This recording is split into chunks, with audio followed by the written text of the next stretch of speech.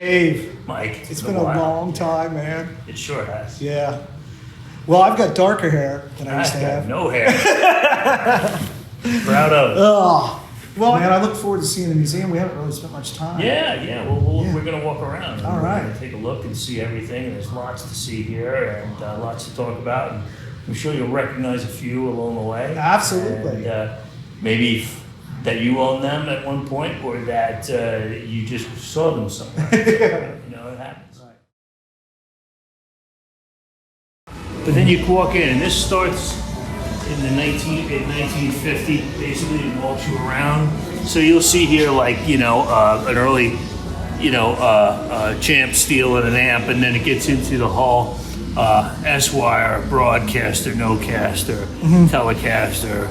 That one was at Whistles, you know that. Oh, that's cool, yeah. Earlier Les Pauls with, Unbound, that and screws, and just the evolution, basically walking through the 1950s. So you have everything in here, like Maple Jr. Yeah. And, showing that, and this, early catalog production Strat here, like the one on the top. See, when they did the catalog production, you can see the truss rod cover. The truss rod, they always would accentuate it. So when they would photograph it, if somebody got their guitar delivered through the mail, they would say, "Ooh, what's this ugly brown plug here?" They would accentuate it. So when they used it, that one still got all. This was played on Your Show of Shows by Georgia Nye Edwards. And still has whole health. The original tow cable, 13 gauge strings on it, and and the all hard dirt is up on that fingerboard. And so we have at the early serial number Strats with the back plates, we have 02, 03, 04, 05, 08, and 145, 168, and 194. Wow. I have one right now, very similar chocolate looking like that Yeah. one. Yeah. Yep. So we've had cool. some pretty good ones, and then we get like NOS ones, like Walter King's backup, his secondary guitar. That's his secondary. That's an unplayed 1955. It's like Stratocaster. brand new almost. Brand new. Yeah. Yeah. We have lots of interesting pieces like that. Yeah. This is a prototype for the TV Junior, so it's just a natural mahogany. They hadn't settled yet on what kind of colors they were going to use yet. So Yeah. you can see it next to another 55 where they go with TV yellow. I've got one like that myself in my collection. Yeah, that's pretty cool. Yeah, it's really cool.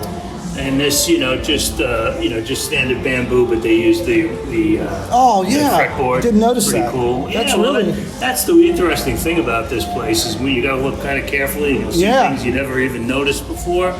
And that was always one of our things, was always to try to get the guitars that just weren't everywhere. Yeah. I I wonder what model that would be considered. They called it a Streamliner. Oh, okay. It's just a Yeah, fancy they called it a streamliner. Streamliner, but it was, it's that Yeah. Jaguar tan and the copper mist kind of. Yeah. As we both know, Gretsch did anything. Yeah, bamboo yellow and copper mist Yeah. mix there, two-tone. Oh, now that guitar. Yeah, this is This is what I love right here. cool 56 Telly, really neat. Yeah. Beat, played, and loved, just really cool. True two-tone Sunburst Esquire and Telly here, and both practically new. I wouldn't say brand new. Really pretty clean. close. Yeah, man. Yeah, well, you used to be able to get guitars like that a little more easily.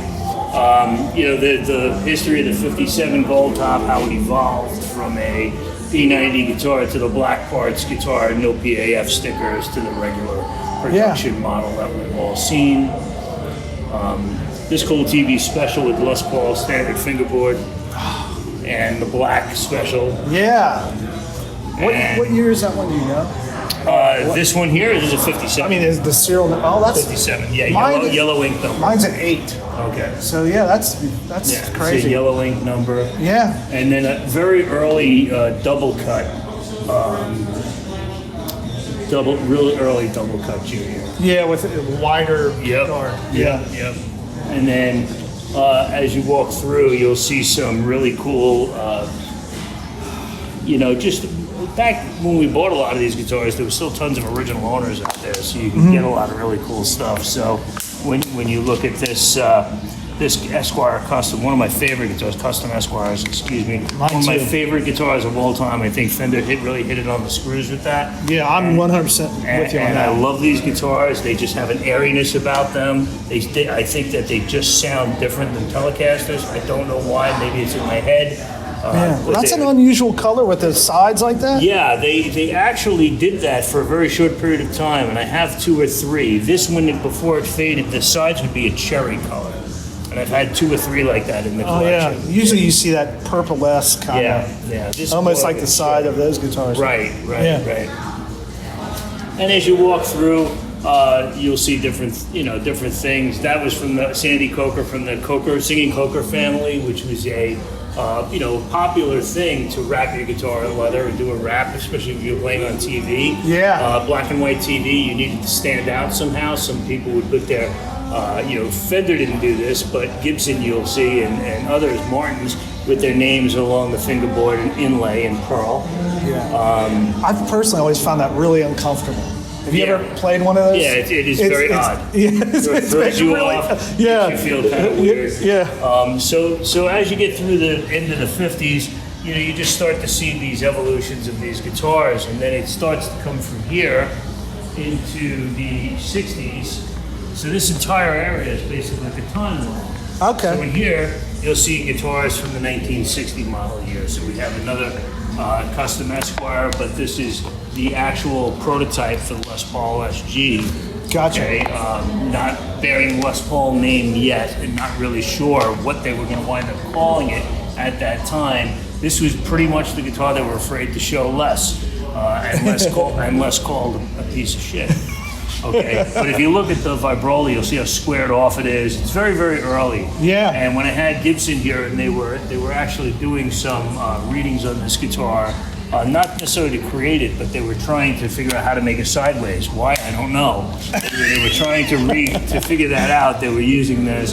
This guitar has some very interesting things that are different. The heel is a little different, but also internally, the guitar has interesting caps for the tone that really don't let the guitar be as bright as they wound up being. Interesting. Yeah, so they eventually eliminate that.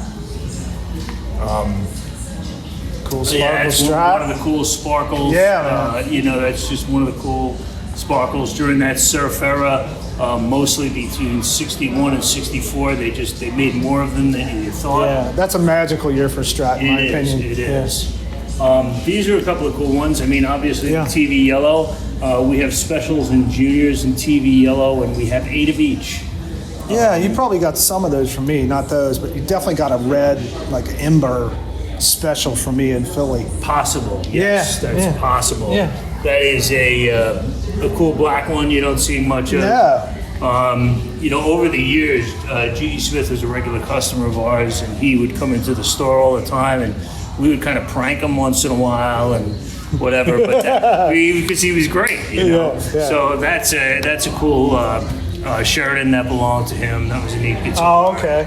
And we've all seen the Ebony Block side pull. That was brand new. Yeah. I pulled that out. That still had the paper in the case.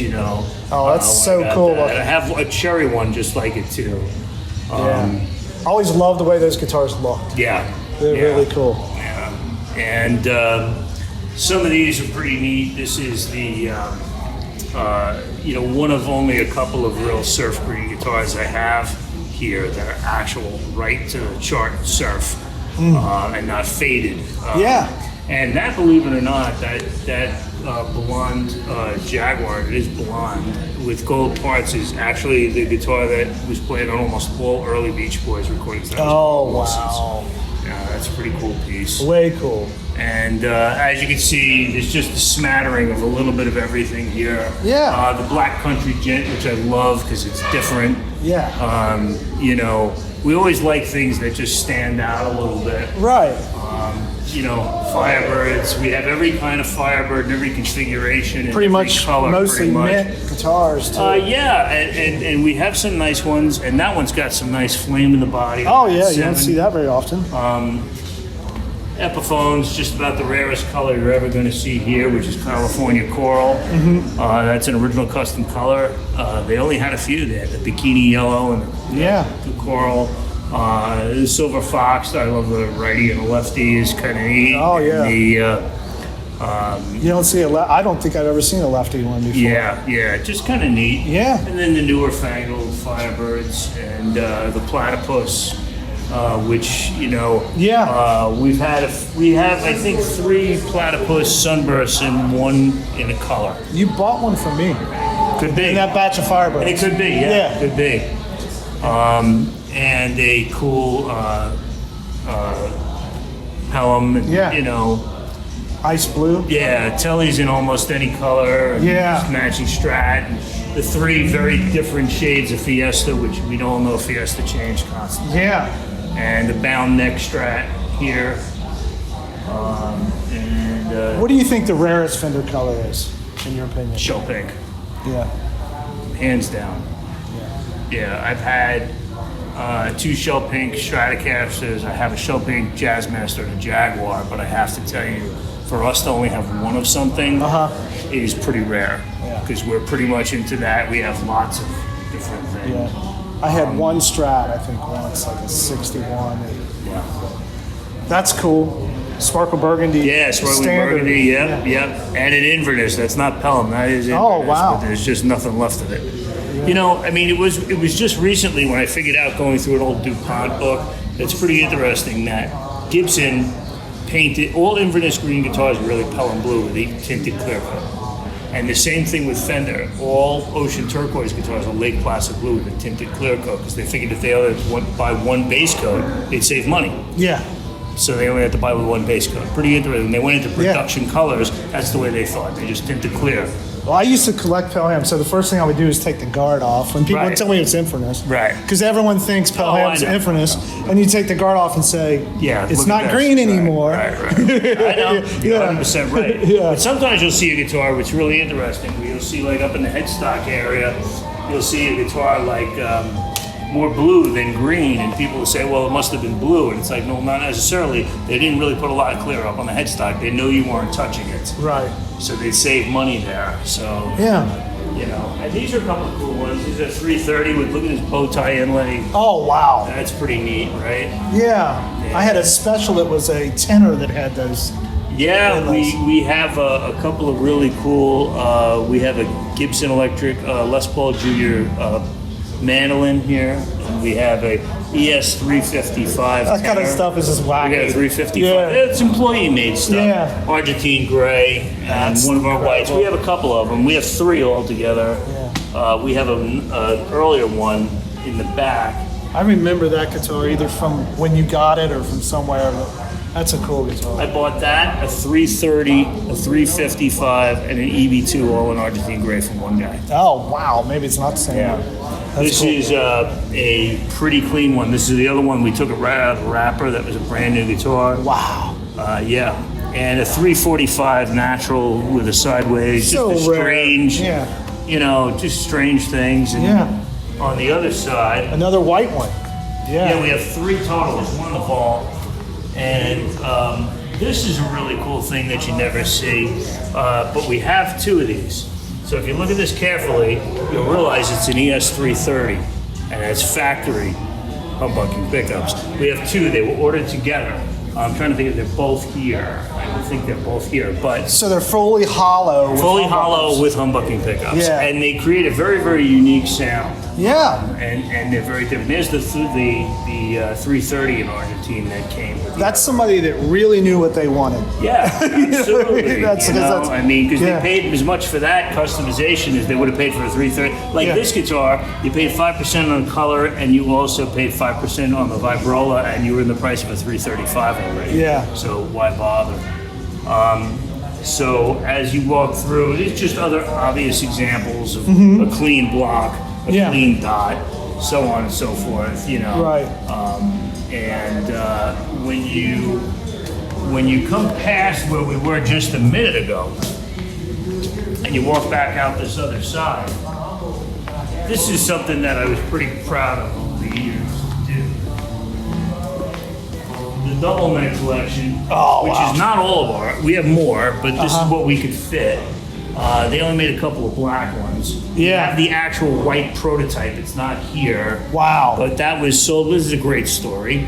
You love good guitar stories. Yeah. So I get a call a couple of years ago from a guy, and he says, "Hey, listen, I've got this guitar that was my mom's. It was made for this show. I don't know, NAMM, and it's in Chicago. He said, live in Chicago. Yeah. He says my father had helped my mom coming out of a gig and backed up over her guitar case and crushed her guitar, and he felt horrible, and he ran down to this local store, Volt Music in Chicago, and when he just got in the door, he says, look, I just had this serious situation. My wife is heartbroken. I just ran over her guitar, and I need a guitar. And I don't care. I just want the best guitar you have. And they had just come back from NAMM with the very first double neck in the store. And he said, well, they have this. And it was like $675. And he says, whatever, I'll take it. And he brought it home. And Brings home the weirdest guitar right, ever. The weirdest guitar. But she had the guitar. And when she passed away, the sons played it a little bit. And she played with like every famous country western swing player Oh, wow. with So this she guitar. was a serious So player. we have the guitar, we have the letter, we have the pictures and everything else. It's the white one like that one? White one like this, but Yeah. just some prototype features, just a little bit earlier. Yeah. But we have all kinds of things here, like, you know, a tenor and a mandolin. That's so weird. And we have, you know, guitars and basses, and then one down here, which this is one of my favorites. This one with the Bigsby and the L5 appointments and the flower pot. Yeah. The blocks Love and all that. the crazy binding and those. I would teeny use little- that. That's cool. Right, and it's cool, yeah, right. That's a cool one too, with the Yeah. 345 inlays, and you know they just all kinds of different things. And then you had both the I got one just like that, but with fuzz tone in it. yeah, I know that guitar. Well, Yeah. maybe not that one. Yeah. And this was the only cherry one they ever made. Oh, that's so cool. And that's Is it cool, see-through yeah. cherry or? Yeah, it was C3. It was like an SG cherry, and that was in '61. So they just basically used that cherry. Yeah. I had On a an L48 that was like that, but it was like slightly sparkly. That's neat. Yeah, that's really weird guitar. Yeah. So we have both Florentine and Venetian cutaway ones, and Oh, that's so cool. this I just loved. I love This is one of my favorite things of all time. We had gotten our hands on pretty much all the original NAMM prototype colors, and I have Freddie Tavares' handwritten list of all the color names. That's so cool. Okay, and he wrote it on the back of a paper bag. Yeah. And I have that. So was this 71-ish, 70? Well, it starts in 69? 68, Okay. and some of them end up by 71. And then there's a couple of the, you know, we have a couple of more standard colors that you'll see in the Type 2 with the humbucking. Yeah, that blue one I think came from me. Definitely got one from me at one point. It's anything's Yeah. possible. You probably got four of them. Absolutely, could be. It could be. I mean, I love Yeah. these, you know, with the purple pick guards or the pink pick guards, and just all the different I love colors it. and the possibilities that were available. I was just trying to explain these to him, just like a few weeks ago, we did a show on Thin Lines. Right. And I was like, there's a time period where there's all these colors, and we could not even find a photo of them. Yeah. But here they all are. Yeah, pretty Yeah. much. And this one I love with the matching headstock in the back of the neck Oh, painted. it's so neat. What is that color? That's Moulin Rouge. That's maybe the only guitar ever done in that color. It might be. Yeah. They were all, like I said, NAMM prototypes. Now, if you also Yeah. notice the lighter pink. Yeah. So they were trying different things to attract to attract female players. Oh, Okay. Yeah. And also to promote this lightweight design that Roger Rossesmile had come up with, which was really the only success he ever had at Fender. I mean, let's face it, the Coronado didn't work, the LTD didn't work, okay, but this worked. This was a very sought after instrument, Yeah. and believe it or not, there was a period of time where walking into your Fender dealer did not guarantee in 1969 or 70 that you walked out with one. They were kind of hard to get. Yeah. It took them much longer to construct. Okay, because Yeah. it's a much more complicated way of building a guitar, and that was kind of new to them. You know, love they the just blue one too. What's that? yeah. There is a name for that color. It is lavender purple. I've never seen that color Yeah. on anything before. Yeah, and these are all cool. The green is Yeah, amazing. the green, the yellows. So Dave, where was there one source for these? Is this something that you got a little bit over time? Well, I would say probably 8 of them came from one source, I and one see. collection I bought, and then I know a few of the guitars were for Music Mesa in Germany, and I bought them as one set. I see. And then the Electric 12s, we have more. This is what we've decided to put on display. Most of these colors, you know, by 1965, a lot of these colors didn't exist anymore. Like in the 1965 color chart, there was no more foam. Or in '66, there was no more foam. So some of these colors are kind of like at the very end of that spectrum. But Yeah. then you have colors here like blue ice and ocean turquoise and charcoal frost and stuff like that. But we Yeah. have some other really cool colors too. We have a lot of guitars.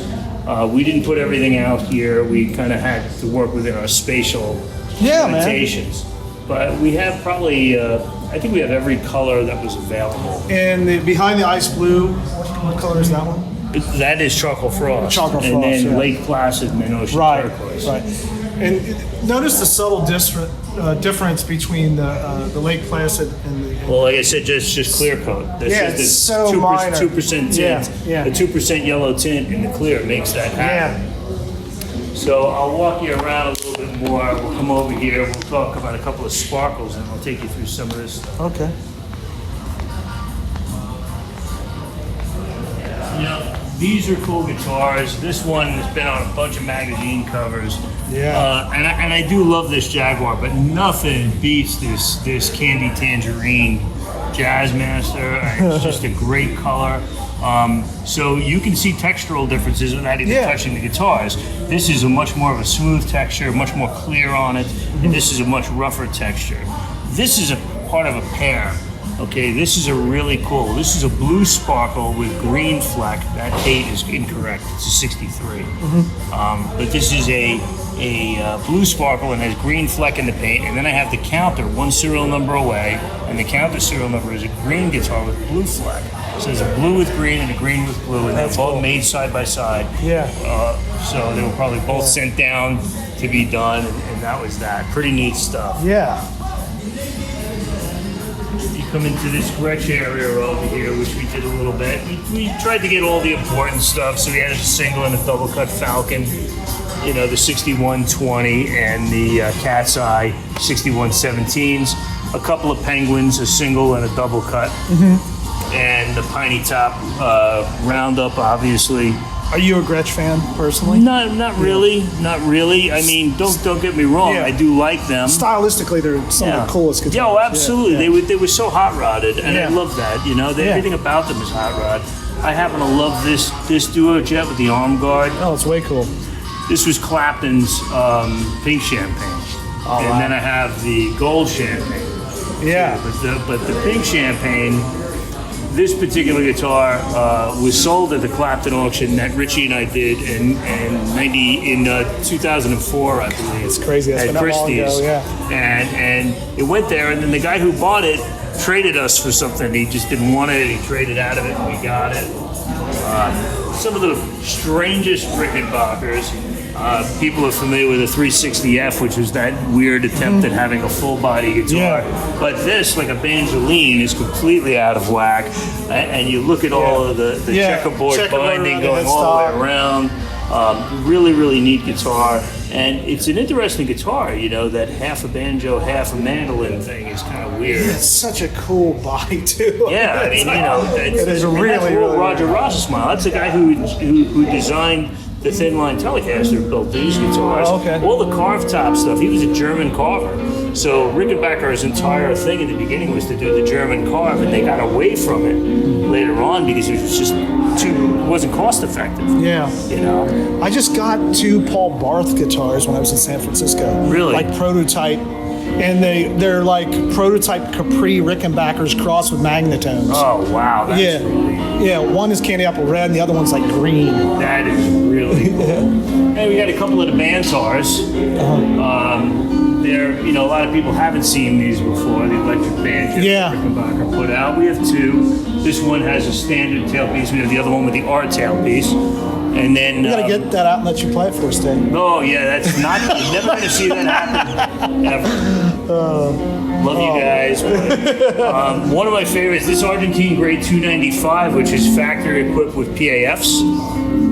Find another one. I love to say stuff like Yeah. that. Most of these other guitars that are in this case, between the ES350s and the Birdlands, just obvious, just showing the differences Sure, and things yeah. that were out there along the way.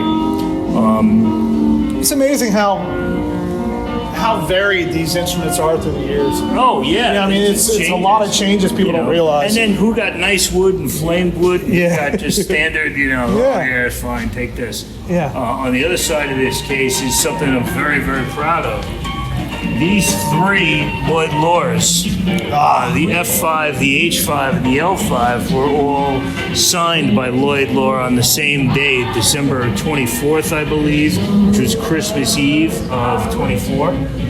And all signed. Now, this is what they know is known as the trifecta. Yeah. And the quartet, the only quartet that I know of right now, completely intact, is owned by Vince Gill. Vince has a He's quartet. got the Mandocello. Yeah, and when he came here and he saw this, when he came through, he just wanted to buy everything. And I was like, well, it just doesn't go that way, Yeah. I've been lucky to see in Vince's drawers, Right, so to speak. right, yeah, absolutely. So we hung out over at his place. Yeah, you know what I'm talking about. Had some fun, yeah. He's Fender. I don't remember seeing a Mandola, man. I really don't. Maybe at George's at some point in history. Yeah. I think actually George sold his Mandola to Vince. I think. I gotcha. I think that's where it is. Yeah.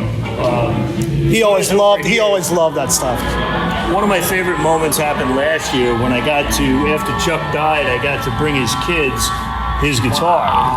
And they cried. I mean, they openly cried. They said, people come to me all the time and bring me guitars that they say were his. I mean, it may have been a guitar he may have played for a minute. But this was his guitar. He says, we remember this as kids. This was his guitar. That's probably the most important guitar in this room, honestly. It could be. Yeah. That was Dick Dale's number 2. Wow. And when Dick played here, I got some good pictures of him with it. And that was Fogerty's, one of Fogerty's Burst, and Carl Wilson's 12. Yeah. And there's a couple others on the other side. I mean, but to me, that's the guitar. Oh, it is. I'm getting chills, to be honest with you. Yeah, that's the guitar in the room, and I played that. And we have a guitar player that plays over here, a young guy who's very, very talented, and we had him come here and do a Chuck show, and he had done Chuck's show right after he passed, and I let him use the guitar for a song or 2. Wow. And he's just crying his eyes out. Oh, I bet. You know, I was crying my eyes out the first time I got it. Yeah. And I've had that guitar. I got that guitar like 25 years ago or something. Really? Man, So it was like 22, out of your 23. collection, maybe? Yes, that was mine first. Boy, that had to be tough to let go. Well, it's kind of weird. I say Yeah. it to people all the time. People say, hey, are these all your guitars? I say, well, not anymore, but they all will want mine for at least a minute. You know? That's true. Yeah. That's Merle's Super 4 on the bottom. Wow. You can see that long bar. Yeah. He played with his forearm like that. Yeah. And what a weird custom color there. So cool. And that kind of started off as kind of like frost blue, I think, and kind of turned because there's some wear spots on the side of the neck. Gotcha. And that was Billy Bird's. You can see he's got the short scale Birdland neck. That was Billy Bird's Weird Super 4. black diamond thing. Yep, just weird. And that was made for Billy Bird. That's strange that he would request that, or maybe, I mean, it looks like a stinger on top. It's bizarre. Yeah, I mean, I don't know. I don't think they would, on Billy Bird's guitar, they'd be looking to hide anything. So I Yeah. think it was just a design cue, Yeah. maybe to make it special for him. You know, people who've seen a lot of Gibsons randomly see stuff like that in odd places sometimes. Yep. Yep. That's the first time I've ever seen it on the top of a guitar. Yep, no doubt. Yeah, it's crazy. And the Birds don't need a much Yeah, man. introduction. I mean, these are two very end lefty necks on righty guitars Mm-hmm. that they were using up stock. Yeah, you got all the fun colors and more, and then on the other side, there's a whole bunch of other colors. You got a bunch more, right? Yeah, well, we got Dwayne's guitar here. This is the guitar that he recorded Hey Jude on. Here. Wow. Now, I have the receipt for that. He paid $35 for it. When did you get that guitar? We got that guitar probably about 20 years ago. Okay.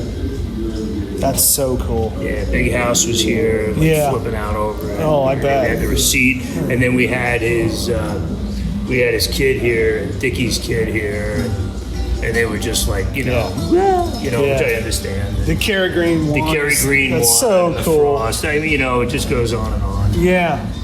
It's all, Inverness Yeah. 3 or 5. Yep. Yeah. Just lucky. But you see, there's a perfect example. If you take the guard off, that's green underneath. But look at the headstock.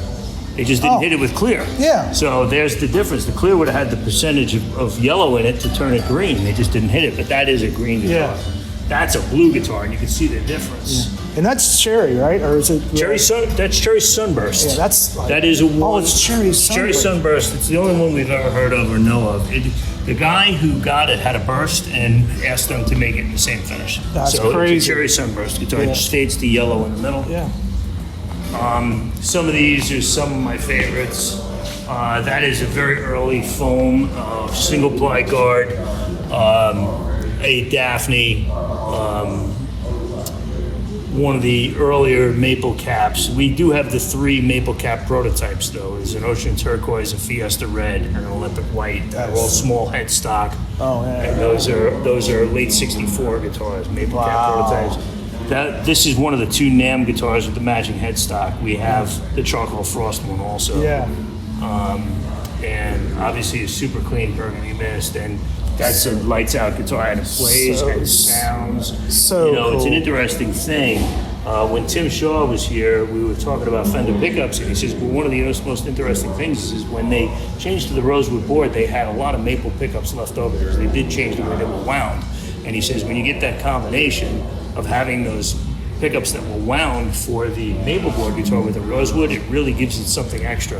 Yeah. And he's right. And I didn't know that when I was younger. I Yeah. mean, people tell me stuff like that. I'm like, oh, okay, Yeah. that's cool. But 10 screw yeah. guard. That's cool. Yeah, really, Yeah. really cool. Neat piece, and plays like butter. It's everything you want. Only matching headstock ones I've ever seen besides that one is I have a blue one and Norm has one. Okay. And ours are both transition logos. Well, the Charcoal Frost is transition Yeah. logo, but they were both made for the yeah, I've never 64 seen NAMM one show. with a spaghetti logo, which Yeah. is way cool. Yeah, and I also have Bill Carson's in the back. Oh, Bill yeah. Carson's person Yeah. in the back. When you come in here, these are some of the cool. That's a brand new Sonic. Oh my God. Charcoal Frost Esquire Alvino Rays. That is late so classic cool, logo, man. I love that yeah. guitar. Alvino Rays, the Blackie, Yeah. this is it's really not Fiesta. If you put this next to any other Fiesta, it's really more not. orange. It's definitely more orange and identifies closer to the Seminole red color, and just a whitey, but it's a good guitar. Yeah, man. And behind you, a couple of pre-war D45s, highlighted by another F5 and F4. A true Roy Smeck round neck guitar, which is almost an impossibility. Yeah. Just little square necks. Some of the stuff we're actually proud of, believe it or not, is some of these crazy banjos that we have. Yeah. This is the Margaret Boot because we call it. You'll see that the nameplate on it is Margaret Boot. Many banjo players that were famous in their time would have custom-made instruments made for them. So you have all the Ivoroid and all the scenes, the Italian scenes. Oh, yeah. In each fret, and the only cutaway Gibson banjo master tone ever Never s- made That And is you can see his crazy. name there on the fretboard. That is so crazy. Yeah, that was the only cutaway. I don't know what It's really really did. not much of a I was cutaway. going to say, I don't know what it really did for him anyway. Seemed like a good idea. Yeah. A couple of shaded tops Yeah. and a cool pre-war 0045. Bet you Vince was tweaking over that. Vince's freaks out on the Gibson flat top. Yeah. Over here. Yeah, he loves the Gibsons. He's Yeah. a lunatic. He plays this advanced jumbo here and says, I'll give you mine and anything else you want in the room. Yeah. He just loved this guitar. Oh, over yeah. there. Those are some of my favorite guitars, too. This is one of only a couple of true blonde J35, so that's not considered a natural. It's Oh, yeah. considered a blonde. Yeah. All right, and they made a couple. The only one I ever saw before this or heard of had a hole in the top that was repaired. This one was virtually brand new when we put it Wow. in here. Yeah, you see that finish a lot on like pedal steels. Right. Yeah, that's really cool. Yeah, that's a cool piece. And this guitar here was owned by Glenn Reeves, who basically penned and then gifted Elvis Presley Heartbreak Hotel. So that was his guitar. That was pretty cool. Otherwise, it's just a very early SJ200 Brazilian, which is kind of neat. Another guitar I've always lusted after and never had. Yeah, it's a nice guitar. Yeah. The Southerner Jumbo here, just very clean. You know, that's the thing. And this beautiful Yeah. Rick Lucas. You know, it's finding the clean guitars. This guitar was made and put into the Gibson vault actually for Hank Snow should he ever lose or damage this. Oh, so that's like his backup That was his guitar backup he guitar, never owned. that he never owned. It was made for him. Wow. Put aside for him.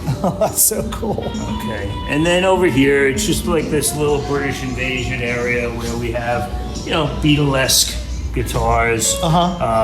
You know, similar, a factory Bigsby Rosewood Telecaster. You know, weird stuff like that. I mean, we have the one without the Bigsby, but that is cool because it's different. Yeah. You know. Oh yeah, it's way cool. You know, we always prided ourselves on having stuff that you didn't see everywhere else. Yeah, you don't see Rosewood Bigsby ones No. very often. I don't think I've ever seen one really.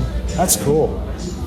And just this is a pretty brand new Esquire. Oh yeah. Not. We have a couple that might be cleaner, but that's pretty close, and a very nice Carina. We have a lot of Carina in the back, which you'll see in another one of our Fiestas with gold parts. You know, this one a little rougher than the other one. This one I think is a 62. We have a couple of 61s. And that is the Herman. That's that bass. Yep. Right there? Oh wow. Yeah. So we get some cool pieces, and Yeah, man. you know, over the years we've built up some cool stuff. I love the Red ES5. That's a special order in cherry. Beautiful. It's just, well, it's just takes you to the whole rockabilly thing, you know. Whoever bought that just said, you know what, Sunburst is not cool. Right. This is Exactly. cool. Yeah. Where did that come from, Dave? If you don't mind. You know what? I think I actually got it from Hank Okay. Yeah, that's 10 cool. years ago or something, maybe. Yeah. But it's cool, and I got the shipping record with that too. Wow.